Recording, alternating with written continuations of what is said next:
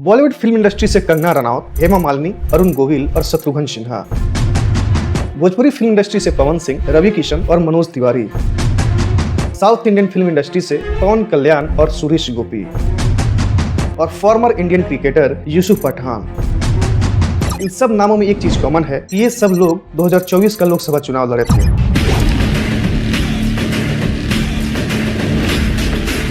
జనసేన తెలుగుదేశం కలిపి పోటీ చేయబోతున్న ఎన్నికల్లో अभी तो सिर्फ पंख फैलाए हैं, उड़ान भरना भी बाकी है। इनमें से कुछ लोग जीते और कुछ लोग हार भी गए। वो फिल्म वाली हमें बताएगी कि राजनीति कैसे की जाती है। मंडी से कंगना रनौत जीत गई हैं। One and only the superstar mega star power star Pawan Singh. Bhojpuriya king जमाना का बड़ी खबर आ रही है बिहार से, काराकाट से। सीपीआईएम के जो राजाराम कुशवाहा हैं, उन्होंने जीत दर्ज कर ली है। दूसरे नंबर पर भोजपुरी स्टार पवन सिंह रहे। और ये पहली दफा नहीं था कि कोई सेलिब्रिटी चुनाव लड़ रहा है। आजादी के बाद जितनी भी इलेक्शंस हुई हैं, उसमें से मोस्टली इलेक्शंस में कोई ना कोई सेलिब्रिटी डायरेक्टली या इनडायरेक्टली इन्वॉल्व होता ही है। इवन बॉलीवुड के कई बड़े सेलेब्स ने तो इलेक्शन भी लड़ी है। For example Amitabh Bachchan, Jaya Bachchan, Sunny Deol, Raj Babbar, Sunil Dutt, Govinda. भारत के पहले सेलिब्रिटी जो पॉलिटिक्स में गए वो थे पृथ्वीराज कपूर। उसके बाद हर लोकसभा में और कई बार असेंबली इलेक्शंस में भी सेलिब्रिटीज दिखी जाते हैं। लेकिन ऐसा होता क्यों है? क्यों नहीं? ये सेलिब्रिटीज पॉलिटिक्स में क्यों इन्वॉल्व होते हैं? और अगर होते भी हैं तो इनमें से ज्यादातर लोग एक फ्लॉप लीडर के बन के रह जाते हैं। ये लोग देश की जनता के लिए काम भी करते हैं या सिर्फ अपने पॉपुलैरिटी के एरोगेंस दिखाते हैं। What is going on? What is going on? This is terrible. इन्हीं सब बातों को हम समझने का प्रयत्न करेंगे आज की इस वीडियो में। आई सुनील दत्त, आई विनोद खन्ना, मैं राज बब्बर, मैं शत्रुघ्न प्रसाद सिन्हा, मैं सचिन रमेश तेंदुलकर जो राज्यसभा का सदस्य नियुक्त हुआ हूँ। हमारे देश को सिनेमा और खेल में गहरे जुनून के लिए जाना जाता है, और जब इतना जुनून है तो जाहिर है कि सेलिब्रिटी कल्चर भी होगा। यहाँ कुछ लोग सेलिब्रिटी को भगवान मानने लगते हैं। अब ये गलत है या सही, इसमें मैं नहीं जा रहा, लेकिन ये सच है कि अगर कोई सेलिब्रिटी कुछ कह दिया तो लोग उसे सच मान लेते हैं। अब आप एक बार इस वीडियो को देखिए। कौन सा क्लास में पढ़ता है? 9। इस वीडियो में आपको कुछ बच्चे दिख रहे हैं। इसमें एक 9th क्लास का लड़का है, और इस बच्चे से जब न्यूज रिपोर्टर ने ये पूछा कि तुम गुटखा क्यों खा रहे हो, मर गए तब? हाँ, गुटखा खा रहे हो, मर जाओगे तो? इस सवाल को सुनने के बाद बच्चे ने कहा कि शाहरुख खान मरा ही नहीं तो मैं कैसे मर जाऊंगा। शाहरुख खान मरबे नहीं किया तो हम कैसे मर जाएंगे? अब आप कहो कि यार टॉपिक से क्यों भटक रहे हो? नहीं, मैं अभी भी टॉपिक पर ही हूँ, क्योंकि हमारे देश में सेलिब्रिटीज का पॉलिटिकल इन्फ्लुएंस जो आप देखते हैं वो इसी एडवर्टीजमेंट के रास्ते से होकर जाता है। पॉलिटिक्स में एक सेलिब्रिटी समर्थन बिल्कुल एडवर्टीजमेंट की तरह काम करता है। जैसे कोई सेलिब्रिटी किसी प्रोडक्ट का एडवर्टीजमेंट करके उसकी क्रेडिबिलिटी बढ़ा देता है कि ये प्रोडक्ट काफी अच्छा है, आप इसे यूज कर सकते हैं। नहीं ट्राई किया। बिल्कुल वही कॉन्सेप्ट कि ये पॉलिटिकल पार्टी जिसमें मैं हूँ या जिसके लिए मैं प्रचार कर रहा हूँ वो काफी क्रेडिबल है, आप इसको चुन सकते हैं। Our nation is unstoppable now. ऐसे hundreds of अटल सेतुस बनाने हैं। Wake up and vote for development. एक सेलिब्रिटी बहुत आसानी से भीड़ इकट्ठा कर लेता है, मीडिया का अटेंशन ग्रैब कर लेता है, और लोग उनके साथ इमोशनली कनेक्ट भी हो जाते हैं। और एक ऐसा कैंडिडेट जो मीडिया का अटेंशन इजिली ग्रैब कर लेता है, लोगों के साथ इमोशनली कनेक्ट हो चुका है, उसको हराना लगभग इम्पॉसिबल सा हो जाता है। और इसी वजह से सेलिब्रिटीज दिन पर दिन पॉलिटिकल पार्टीज की पहली पसंद बनते जा रहे हैं। साल 2019 के लोकसभा चुनाव में पंजाब के गुरदासपुर सीट से बीजेपी के टिकट से बॉलीवुड एक्टर सनी देओल को फील्ड किया गया था।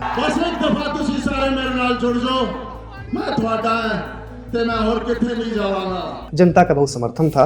उन्हें लगा कि सनी देओल जैसे फिल्मों में देशभक्त टाइप दिखते हैं, वैसे ही आदमी रियल में भी होंगे, और लोगों ने उन्हें वोट किया और वो जीत भी गए। अब आते हैं 2024 के लोकसभा इलेक्शन के ऊपर। ये है अधीर रंजन चौधरी।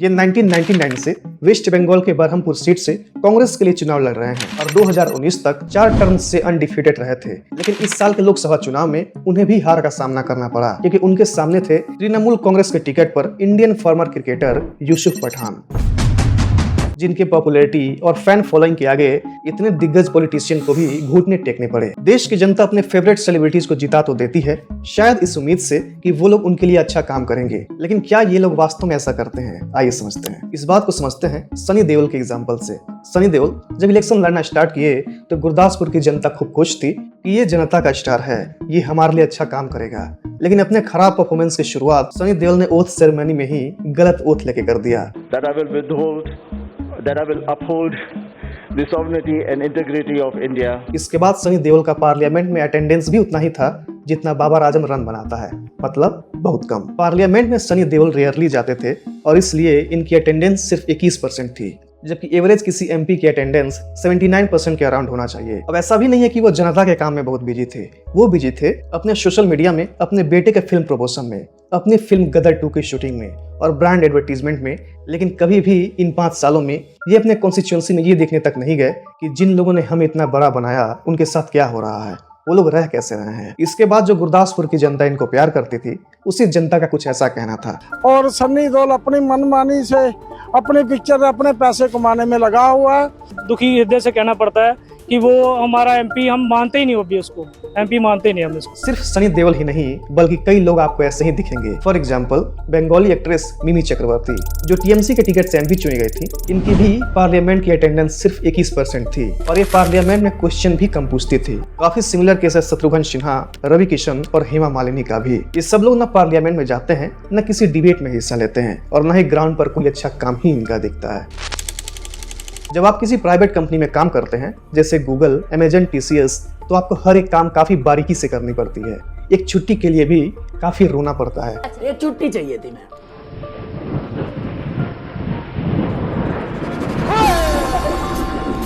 छुट्टी चाहिए, तुझे छुट्टी आ जा। नहीं चाहिए।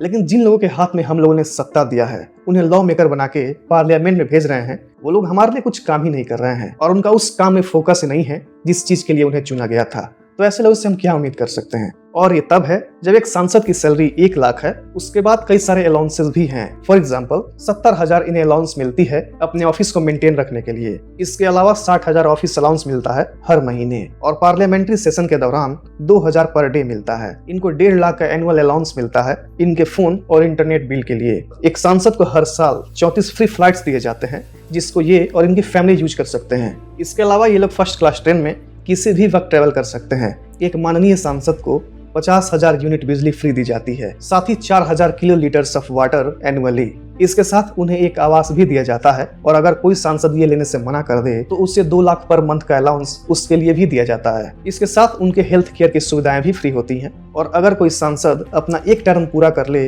तो इसके बाद उस माननीय सांसद को हर महीने 25,000 रुपए का पेंशन भी दिया जाता है। अब इतना कुछ फ्री होने के बाद भी ये सेलिब्रिटी जनता के लिए काम नहीं करना चाहते। मैं ऐसा बिल्कुल नहीं कह रहा हूँ कि सारे सेलिब्रिटीज एक जैसे ही हैं। कुछ ऐसे भी हैं जो काफी अच्छा काम करते हैं और उन अच्छा काम करने वाले लोगों में मोस्टली वो लोग हैं जो अपने काम से परमानेंट ब्रेक लेकर फुल टाइम पॉलिटिशियन बन गए हैं और इसकी प्राइम एग्जांपल है बीजेपी की नेता स्मृति ईरानी।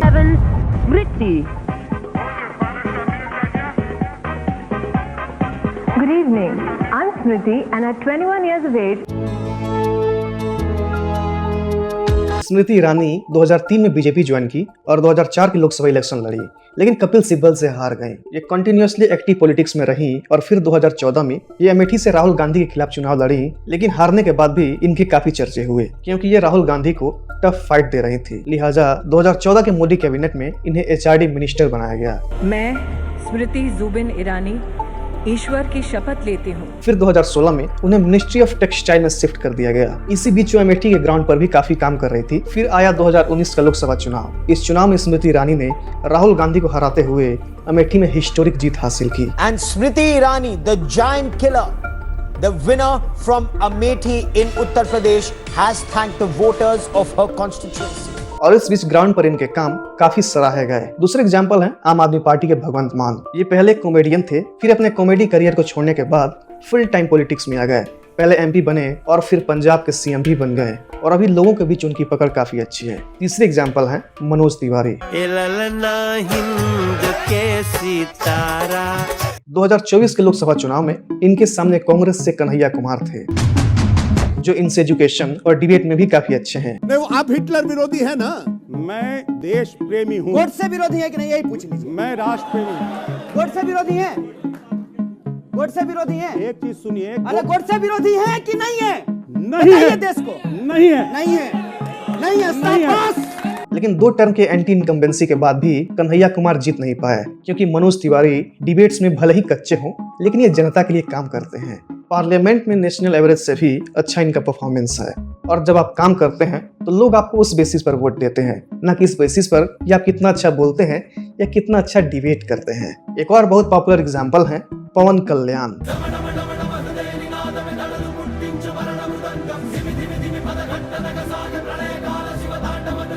ये 2014 से एक्टिव पॉलिटिक्स में आए, जब वो खुद अपनी पार्टी जन सेना बनाए। उसके पहले वो अपने भाई चिरंजीवी की पार्टी में थे। जब उन्होंने जन सेना बनाया तो उन्होंने अनाउंस किया कि अब मेरी जितनी भी फिल्में हैं उनको कंप्लीट करने के बाद वो कोई फिल्म नहीं करेंगे और फुल टाइम पॉलिटिक्स में आ जाएंगे। और ठीक ऐसा ही किया उन्होंने। उसके बाद उन्होंने कई सारे काम किए। उन्होंने करप्शन को लेकर काफी आवाज उठाई, सरकार से सवाल किया, गरीब लोगों की आवाज बने। उसके बाद इस साल 2024 में उनकी पार्टी आंध्र प्रदेश में काफी अच्छा परफॉर्मेंस दी, जिसकी वजह से वो आज आंध्र प्रदेश में डिप्टी सीएम हैं। अब सेलिब्रिटीज को पॉलिटिक्स में मौका देना चाहिए कि नहीं, वो मैं आप पर छोड़ता हूँ। मेरे हिसाब से तो उन्हीं सेलिब्रिटीज को मौका देना चाहिए जिनका इंटरेस्ट पॉलिटिक्स में दिख रहा हो। ऐसा नहीं कि आपके टैक्स के पैसे से वो लोग खूब मजे कर रहे हैं और आपके लिए कोई काम तक नहीं कर रहा है। हम अक्सर चमक धमक से प्रभावित हो जाते हैं, पर याद रखिए, राजनीति फिल्मों की तरह नहीं होती। यहाँ सिर्फ नाम काम नहीं आता, बल्कि काम के दम पर नाम बनाना पड़ता है। जो सच में देश की उन्नति चाहता है वो चमक से दूर काम की बात करेगा। हर बड़े नाम के पीछे एक असली नेता नहीं छुपा होता। देश आपका है, फैसला भी आपका ही होना चाहिए। अगर आपके वोट से मजबूत और देशभक्त लोग चुने जाएंगे तो देश भी मजबूत होगा। जय हिंद।